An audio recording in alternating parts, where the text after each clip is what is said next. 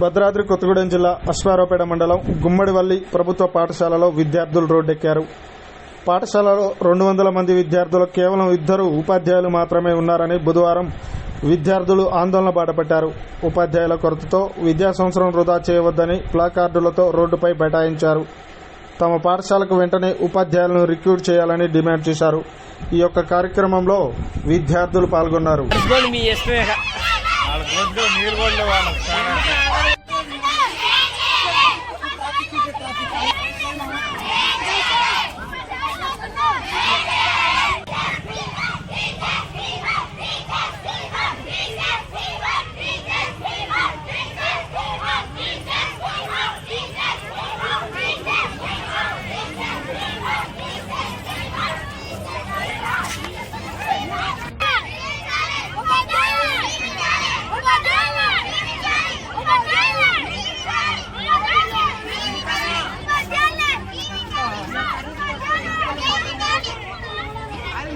పిల్లలు ఉన్నారు. అదే 10th క్లాస్ సంబంధించి 36 మంది విద్యార్థులు ఉన్నారు. 2 టీచర్లు ఉన్నారు.